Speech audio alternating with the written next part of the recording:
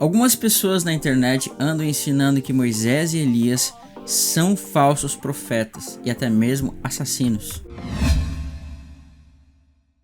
Paz de Cristo, meus irmãos! Meu nome é Zé Fontoura e você está no canal Reino de Deus.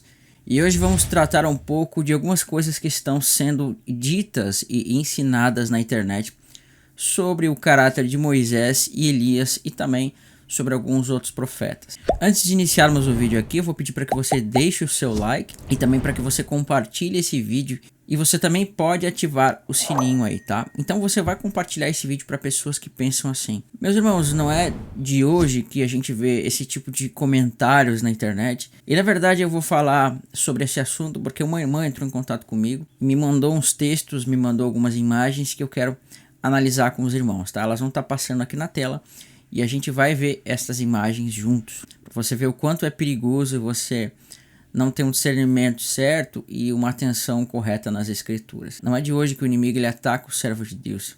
E o falso testemunho tá ligado com essas coisas, porque essa doutrina ela vem de Márcio, né? Dá para se dizer que o pai dessa doutrina é Márcio, que costuma dizer que o Deus do Antigo Testamento é um Deus mau e o Deus do Novo Testamento seria um Deus bom, né? Então o pai de Jesus seria um outro Deus e não o Deus do Antigo Testamento. Então por isso se faz necessário a gente analisar um pouquinho isso, tá? Então eu não vou tratar aqui da doutrina de Márcio hoje porque seriam muitos textos para analisar. E essa doutrina ela foi refutada no passado por homens de Deus que se levantaram, tá? Mas eu quero mostrar para os irmãos aqui as besteiras que as pessoas andam falando na internet. E os textos que eu tenho aqui eu vou explicar eles. Então o texto que é mais utilizado, está aqui no meu celular, é o texto que vai estar em João 5:45, onde Jesus supostamente ele estaria chamando Moisés de Satanás, né? Essas pessoas chamam Moisés de Satanás, de que Moisés teria tramado tudo para no futuro o Messias ser assassinado porque ele era um servo literalmente do diabo. Então olha a cabeça dessas pessoas. Essa doutrina ela pode te levar a uma blasfêmia e um afastamento contra Deus, porque você está chamando o Deus do Antigo Testamento de um demônio. E a gente vê que quando Jesus falava com os fariseus e os fariseus atribuíram as coisas que Deus fazia aos demônios, isso foi tido por uma blasfêmia contra o Espírito Santo, tá? Então essa doutrina é muito perigosa, porque ela acaba levando você para isso. Mas no texto diz assim, olha o que Jesus vai falar e olha a conclusão que essas pessoas chegam. Jesus quando falava com os fariseus, né? Não penseis que eu vos acusarei diante do Pai. Quem vos acusa é Moisés, em quem tendes depositado a vossa esperança. Então, olha a tremenda incoerência aqui. Então, eles pegam estes textos que estão aqui em João e pelo fato da expressão acusador estar associada a Moisés, eles vão dizer para você, né, que quem é o acusador é o inimigo. Logo, se Jesus está dizendo que Moisés vai acusar eles, logo Moisés é o acusador, logo Moisés é o diabo ou um servo do diabo. Só porque a frase Moisés vos acusará diante do Pai seria aí, né, uma referência de que Moisés seria um tipo de acusador, seria o diabo. Só que isso, irmãos, é um tipo de injúria e difamação, porque não é isso que Jesus está falando. Quando Jesus fala do contexto aqui, quando a gente vai ver nos profetas, quando a gente vai ver na própria escritura, quando nós vamos ver justamente aqui nesse contexto de João, Cristo está falando do testemunho que Moisés dava. Então, sobre Cristo estava escrito aonde? Na lei de Moisés. E eles estavam mantendo a confiança nas coisas que estavam escrito em Moisés, mas eles estavam deturpando os escritos de Moisés, e quando eles deturpavam os escritos de Moisés, eles não enxergavam a Cristo. Então, quando ele diz que Moisés vai os acusar, é a mesma coisa que Jesus diz: aquele que não crê nas minhas palavras, as minhas palavras o julgarão no último dia. Porque Moisés dava testemunho de Cristo, e quando eles não creram em Cristo, eles estavam dando testemunho de que eles não creram em Moisés. Por isso a palavra que está escrita no livro de Moisés vai dar testemunho contra eles diante de Deus no dia do juízo. Por isso que ele está dizendo que Moisés vai os acusar. Acusar no sentido de dizer que eles não aceitaram o Messias. É isso que o texto está falando. Então é uma acusação de testemunho contra pessoas que não creram em Cristo. Isso vai ser no dia do juízo, quando o tribunal se levantar quando forem apresentadas as provas contra estas pessoas, os escritos de Moisés vão ser apresentados, e esses escritos demonstravam que Cristo seria o Messias, e eles não creram. E essas palavras que foram proferidas por Moisés vão dar testemunho contra eles, porque eles não creram nas palavras de Moisés. Quando nós vamos ver na história do rico e do Lázaro, que é tão famosa pelaquela cena onde a gente vê o rico indo para o inferno e a gente vê Lázaro sendo absolvido, não vem ao caso aqui se trata-se de uma parábola, se trata-se de uma história. A questão é nós pegarmos o enfoque da passagem, tá? A gente vai ver que o rico ele vai ser sepultado, vai acordar no inferno, enquanto Lázaro estava no seio de Abraão. E aí, num determinado momento, aquele rico disse: olha, se alguém for ter dentre os mortos com os meus irmãos, eles vão crer. Abraão diz assim para aquele homem: eles têm Moisés e os profetas. Se eles não escutam Moisés e os profetas, também não escutarão aquele que dentre os mortos ressuscitará. Né? Isso está lá no final dessa parábola. Tem Lucas 16. Então você percebe, Abraão estava dando uma referência ali de que eles precisam escutar Moisés e os profetas para que eles recebam aquele que viria dentre os mortos, porque em Moisés e nos profetas fala de Cristo, aquele que seria dentre os mortos. Você vai ver que em Hebreus é dito que Moisés foi um grande servo que serviu com fidelidade a toda a casa de Deus, assim como Cristo foi fiel a Deus. Nos próprios evangelhos diz que Cristo é o profeta que se levantaria, que foi predito por Moisés. Então a escritura muitas vezes, irmãos, ela dá um testemunho sobre Moisés, um testemunho condizente com a vida de Moisés, que Moisés era um servo de Deus. Mas essas pessoas, por quererem seguir mestres falsos e pessoas da internet, acabam dando ouvidos para isso. E tem outros textos aqui, né? Olha só, em João 5, 45 a 47, diz: Moisés deixou a lei para matar o Messias. Porém, se de fato cresces em Moisés, como dizem, de igual modo haveriam de crer em mim, o filho do Pai, pois foi a meu respeito que ele escreveu a lei de morte. Olha a cabeça dessas pessoas, né? Então, eles estão dizendo que Moisés escreveu a lei de morte, como está aqui nessa imagem, para matar o Messias. Então, a lei de morte que foi dada lá no Sinai, ela foi escrita para matar o Messias, porque ela era uma lei de morte, né? O ministério da morte. Aí diz assim que em João 19, 7, Moisés deu a lei para matar o mestre. Então, eles vão pegar e vão fazer a seguinte associação, né? Respondeu-lhe os judeus, seguidores de Moisés: nós temos a lei, preceitos de morte. E conforme essa lei, deixada por Moisés, ele deve morrer. A lei do Pai, não matarás, pela blasfêmia de se declarar filho do Pai. Chamar o Criador de Pai irrita a Deus de Israel, o diabo. Olha a cabeça desses caras. Quem irá acusar? Aí eles vão somar com Apocalipse 12, de verso 9 ao verso 10. Assim o dragão foi excluído para sempre. Ele é a antiga serpente chamada o diabo e Satanás, que tem a capacidade de enganar o mundo inteiro. Ele e os seus anjos foram lançados à terra. Então eu recebi essa imagem aqui. Então olha a cabeça dos caras. Segundo essas pessoas, Moisés ele deu uma lei de morte, e essa lei de morte foi escrita para matar a Cristo. Então quando Cristo se manifestou, essa lei foi dada para matar o Messias, né? Porque Moisés ele era um servo do Deus do Antigo Testamento, que como você vê aqui nessa imagem que eu passei na tela, era o próprio diabo, tá? Isso é uma blasfêmia. Então vamos tentar esclarecer algumas coisas aqui. Isso são falácias e são argumentações de pessoas que não estudam a escritura. E hoje quem vai ter esse pensamento na internet, você vai ver que é o Rubens Sodré, é o Thiago Lima e algumas outras pessoas metidas com isso daí, né? Robert Smith, que são pessoas que você deve fugir, eles ensinam isso. E um dos argumentos que eles dizem é que diz assim: não matarás. Então, quando Deus mandava matar, isso estava demonstrando que tratava-se de um outro Deus, não o Deus verdadeiro que deu, né, a lei perfeita, que é não matarás. Existe uma série de coisas, tá, nessa questão de que um anjo caído teria vindo no Monte Sinai, teria se passado por Deus. É muito incoerente isso, porque eles dizem que o Deus que diz que não se deve matar é o mesmo que mandava matar. Por isso, trata-se de deuses diferentes. Mas vamos tentar entender uma coisa. Quando Deus diz para não matar, você tem que ver que o contexto está tratando de pessoas, irmãos, que um não tem nada contra o outro, né? Pessoas que fazem parte do mesmo contexto não deveriam assassinar umas às outras. Mas quando Deus mandava matar, era um contexto de guerra, era um contexto de executar a punição.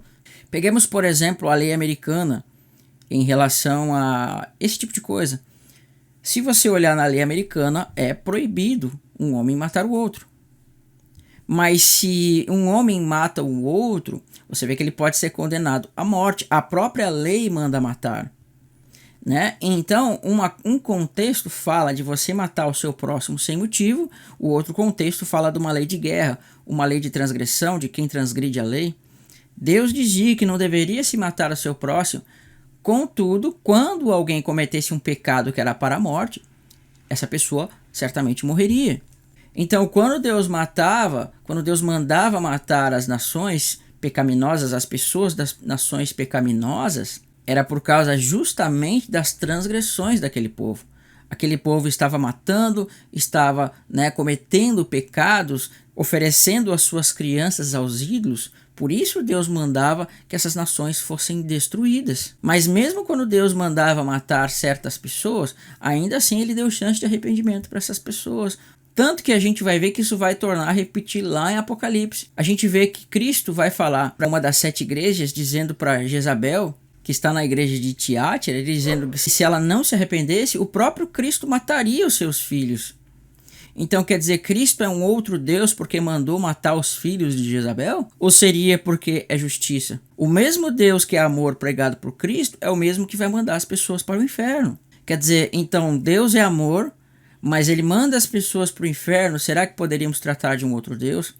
Não faz o menor sentido. Então, o mesmo Deus que vocês estão dizendo que no Antigo Testamento mandava matar e que por consequentemente ele seria o diabo, você vai ver que no Novo Testamento o mesmo Cristo que diz que não vem para julgar, que não vem para condenar, que não vem para destruir as almas dos homens caindo o fogo do céu, atirando o fogo do céu, é o mesmo que lá em Apocalipse vai matar os filhos da Babilônia e é o mesmo que vai mandar para o inferno e vai fazer com que as pragas caiam na terra e ele mesmo vai executar a ira de Deus. Então você tem que entender o contexto.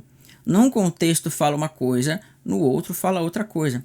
Agora, sobre a lei de morte, a gente tem que entender uma coisa que é importante. Paulo vai dizer assim: se o ministério da morte escrito com letras em tábuas de pedra teve sua glória, muito mais o ministério da nova aliança, de modo que o ministério da nova aliança, a glória da nova aliança, ela vai sobrepor a glória da antiga aliança. Você está vendo um contexto do sol e da lua, a primeira aliança se manifestando como lua e a segunda aliança se manifestando como sol, que ofusca a primeira aliança. Por que era chamado de ministério da morte? Por 2 motivos. Em Romanos você vai ver, em Romanos 7, você vai ver que está dizendo que aquilo que era bom se mostrou por causa do pecado uma coisa que leva as pessoas para a morte. O mandamento que é bom se mostrou bom, descortinou o pecado, mas quando o pecado foi manifestado pela lei, eu morri. O que isso quer dizer? Que quando não havia lei, eu não tinha conhecimento do pecado. E quando a lei foi dada, a cobertura da ignorância em relação ao pecado, ela foi tirada. E agora a lei me acusa como pecador. Então eu já não tenho mais desculpa por não haver mais lei no mundo. Por isso que também vai dizer assim, que a morte reinou até Moisés. Porque quando a lei foi dada no Monte Sinai, Deus mostrou a sua vontade para os homens. Então já não há mais desculpa. Então a lei, ela vai ser dada, vai descortinar o pecado, e quando ela descortinar o pecado, agora os homens podem ser julgados. Por quê? Porque Deus demonstrou a sua vontade. E Deus demonstrando a sua vontade para o mundo, o homem já não tem mais desculpa. E por que era chamado de ministério da morte? Porque a lei, ela demonstrava o pecado do homem, a lei mostrava o que era a vontade de Deus, e quando o homem não cumprisse, a lei faria o quê? Demonstraria o pecado e seria utilizado contra o homem, porque ele não guardou os mandamentos.